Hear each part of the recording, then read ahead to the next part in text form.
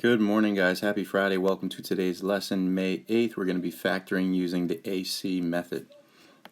All right, and we use that AC method. It says in our aim, how do we factor trinomials when A is greater than 1? So what does that mean when A is greater than 1? Look at your standard form for a trinomial, ax squared plus bx plus c. A, b, and c are just the values. Well, a and b are the values in front of the coefficients for x squared and x, and c is the constant on the end. So a in front there is going to be bigger than 1. So it's going to be 2x squared plus something, or 3x squared, 5x squared, whatever. Alright, so it's going to be bigger than 1. Alright, but let's look at our do not first. Simplify the expression. We have some sort of division and we have subtraction, so we'll divide first. Divide those coefficients. 26 divided by 2 is 13. A to the 8th divided by a to the 5th. Keep the a. And here's where we subtract the exponents, so 8 minus 5 is 3. And then for our b values, keep the b and subtract the exponents. So it'd be 7 minus 1, remember those invisible ones, and that would be to the 6th power. So we took care of the division. Now we have subtraction. And it happens to be like terms. Now you see both of these terms, they have a to the 3rd power and b to the 6th power, so they're like terms. So all you do is deal with the coefficients, the numbers out front, 13 minus 11, which is 2, and then you keep the variables with their respective exponents, and you are done. So just be careful about, all right, when do we manipulate the variables with their exponents? Like if we multiply or divide, we either have to add the exponents or subtract the exponents. But with like terms, all you deal with is the coefficients, and then you keep whatever those variable and exponents are. Okay, first, factor this expression x squared minus 5x minus 14. If you remember from a couple of days ago, I think we looked at this on Wednesday, we use the AM factoring method. And the reason we use the AM and not AC, which is today, is because our A value is equal to 1. The value in front of x squared right now is 1. And that tells us we use AM. Alright, our B value is negative 5, and our C value is negative 14. But the big idea here is that the A value is 1, so that's AM. So remember, we need factors that add to the B value, so we need them to add to negative 5. And we need them to multiply. Now you don't have to write this out every time, guys, this is just for review. They have to multiply to the C value, which is negative 14. Alright, so they add to the B value and multiply to the C value. Alright, so do you have your factors? What multiplies to negative 14 and adds to negative 5? It's negative 7 and 2. So we would write it as two binomials. Right? One of them has negative 7 and one of them has positive 2. And remember, you just put x in front of each of those. So it's x minus 7 and it's x plus 2, and that's it. And I'm really breaking down this AM factoring method because you need this exact same procedure for AC. It just is a little bit more in depth. All right, so next, now we're going to multiply these values, these two binomials, x minus 7 and x plus 2. Remember, when we multiply box method, this would be a 2 by 2 box because it's two binomials. So x minus 7 and x plus 2.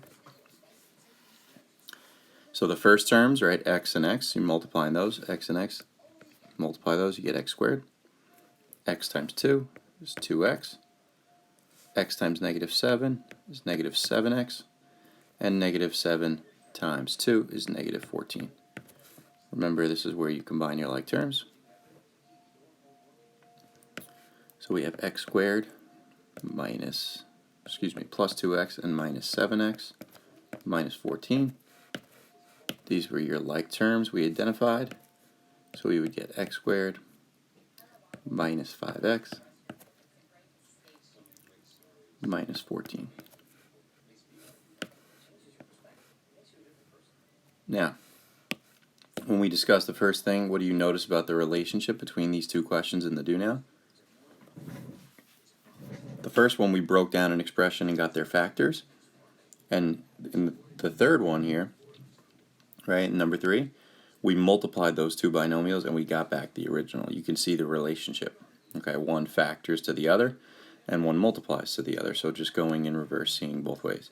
Guys, a big part of today that I want you to see when you multiply is that when you multiply x with x, the two first terms, you get x squared, right? And that's the first piece here, x squared. All right, and then something else. And hold on, this is just where we got that x squared. X times x gives you the x squared. And then also, and this is really for like a shortcut purpose, when we multiplied the last terms, 2 and -7, we got -14, which is this right there.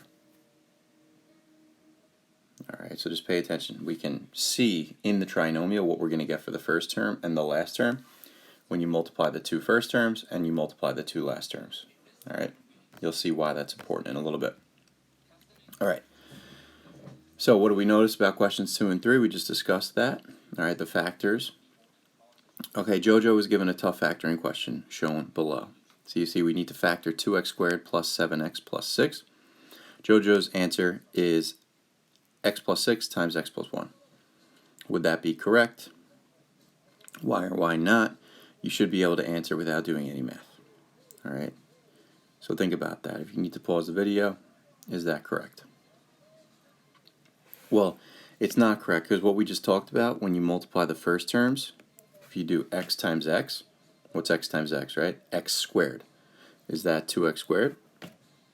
No, it's not, so that can't actually be the answer. Just like we did here. We did x times x, and that gave us x squared appropriately. Here, we're not looking for x squared. So when you multiply those two first terms, you end up with x squared. We're really looking for 2x squared. So this is not correct.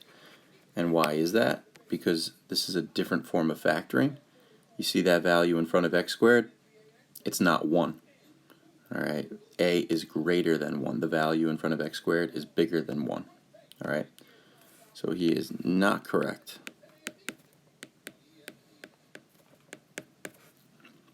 Because the first terms multiply to x squared, and that would be where the a value would be equal to 1, and not 2x squared, which is what we needed.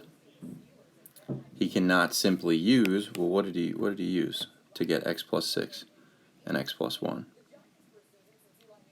He treated that like the expression was x squared plus 7x plus 6, and he just did his standard AM factoring. Factors of 6 that add to 7, that would be 6 and 1, and then you would break that down to x plus 6 and x plus 1. Alright, he used standard AM factoring, which is not appropriate because the a value was not equal to 1. Alright, you cannot simply use AM to factor for this trinomial because a was greater than 1. And that was our aim today, right? A was greater than 1. Alright, a could be 2, a could be 3. Alright, anything bigger than 1. Okay, so here's your steps. When a is greater than 1, we use a method of factoring called AC. Alright, however, whenever you're given a factoring question, you're always going to check for the GCF first. You're going to hear your Algebra 2 teacher say that to you like a lot. Check for GCF factoring first. But once you determine, alright, it's either AM or AC or something like that, okay, here's would be your steps. Alright, so ready? Step 1. Multiply A and C. Remember, A and C are just the coefficients. Next, find the numbers that add to B and multiply to AC, not just C. Alright, write two binomials using AX, not just X, and the integers you found. Divide one or both by its GCF. Now I recognize, guys, when you read these steps right now, these steps mean nothing to you. Alright, it's really like you look at it, it's very confusing.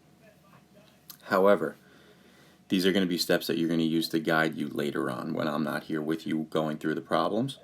Alright, as we go through them, they'll start to make sense. So here we go. Same problem that Jojo was looking at. Right? So 2x squared plus 7x plus 6. once again, right now, a is greater than 1, right? A is equal to 2, the value in front of x squared. B is equal to 7, and C is equal to 6. Alright, so this tells us, alright, we didn't have any GCF. The value for A is greater than 1. That tells us, alright, now it's time to use AC. Okay, so A times C. So 2 times 6 is 12.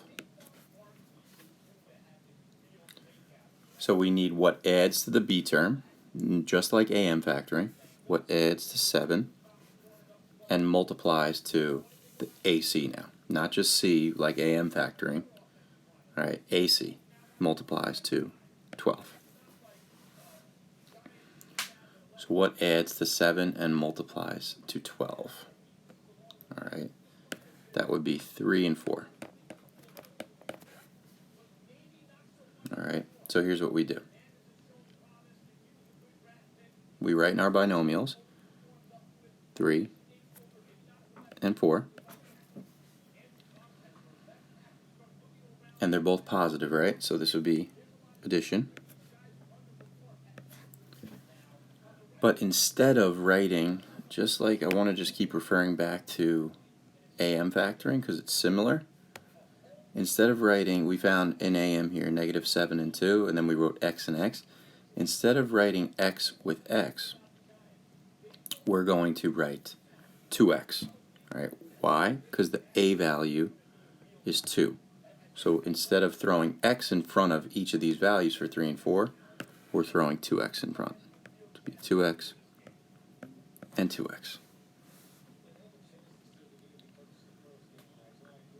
And this is not our final answer. We have to divide out the GCF for one of these.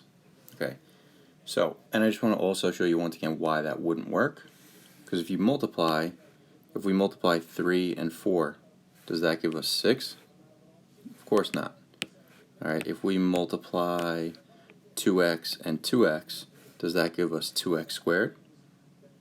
No, that actually gives us 4x squared. So you got to be careful. Alright, so there is an additional step. Alright, we have to divide out the GCF. 2x and 3 do not have a GCF, but 2x and 4 does have a GCF. So you could divide each of these by 2. And we'll have 2x plus 3. And then we'll have 2x divided by 2, which is just x. And then 4 divided by 2, which is just 2. And you're done. Now, usually when we do GCF factoring, we take what we divided by, the GCF of 2, and we throw that out front. We don't do that here. Okay, this, guys, is really... By the way, when you learned AC factoring, you probably struggled with it, all right, and you might not remember the rule right now. This is kind of like a way around it. This is sort of like a trick. This is actually from Mr. Squillis. He's probably the second best math teacher in the building. All right, so he does have some really good things. This is one of those great things. It's so much quicker than how you learned AC factoring. If you like how you learned AC factoring and you remember it, go for it. But I would definitely give this way a chance. It saves you time, and it saves you a lot of thinking. All right, so to be perfectly sure that we did get that answer, we would be able to do the box method. So I challenge you to do the box method completely for those two factors of 2x plus 3 and x plus 2. And you'll see that you get the original. But a quick check is to just multiply the first terms like we've been talking about and the last terms, and at least make sure that those match up. So if we multiply the first terms, right, 2x times x, that's 2x squared. And if we multiply the last terms, 3 and 2, right, that gives us 6. So is that the first terms and the last terms that we get, right? Did we get 2x squared? Yeah. Did we get 6 on the end there? Yes. So that's just a quick check.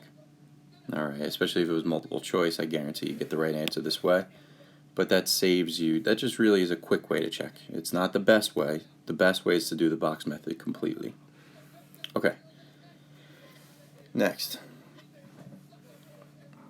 Because this lesson is from Mr. Squillis, actually there's a mistake in this one. Alright, so you might have noticed that I crossed that out on your actual worksheet. But this question should say 3x squared plus 4x minus 4.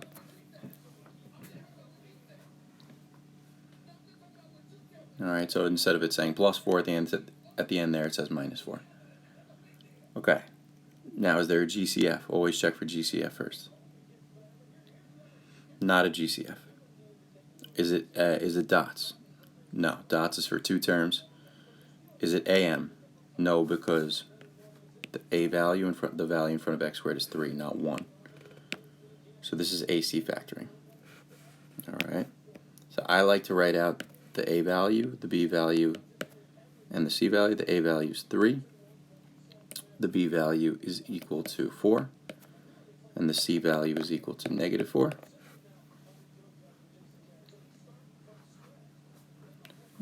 We need very much the value of AC.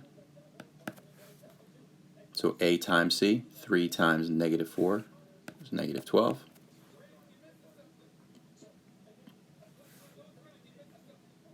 So we need values that add to the B value, add to 4, and multiply to that AC value. Not just the C value, the AC value, which is negative 12.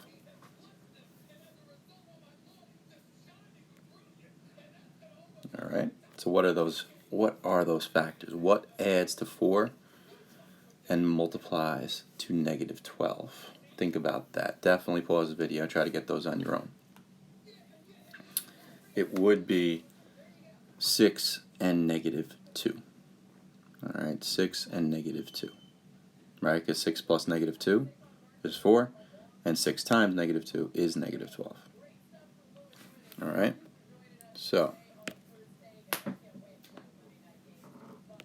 set up your parentheses, product of two binomials. So it's going to be positive 6 and negative 2. Now, with AC factoring, we don't throw the x in front. We throw 3x in front. Okay? Why 3x? Because remember the A value is equal to 3. Alright, so instead of putting x in front, or 2x, like the last time, remember last time we threw 2x in front of each? We threw 2x in front of each because the A value was 2. Since the A value is equal to 3 here, we're going to throw 3x out in front.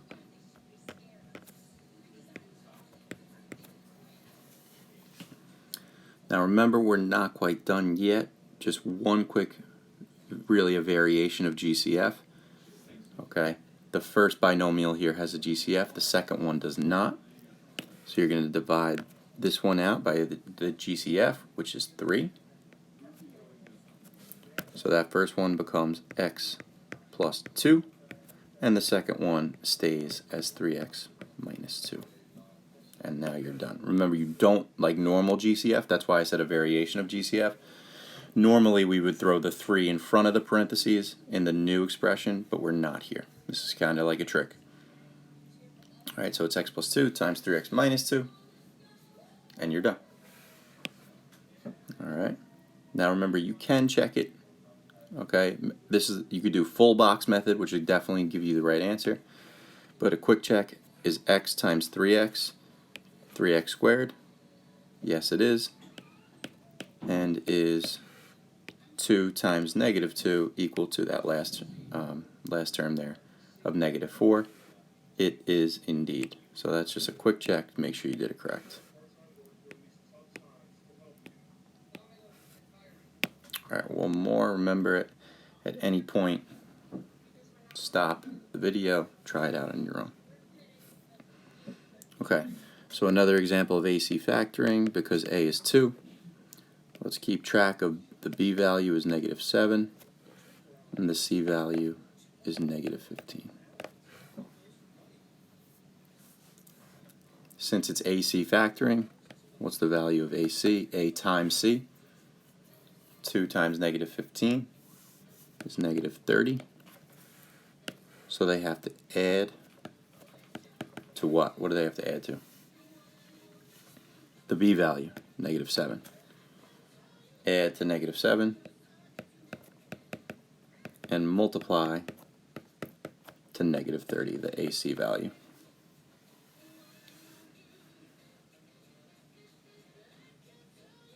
So what are those two values? This is definitely a pause the video time and try to figure out what those values are. What two numbers or two integers add to negative 7 and multiply to negative 30? It would be negative 10 and positive 3. So open up your two sets of parentheses here. Right, negative 10, positive 3.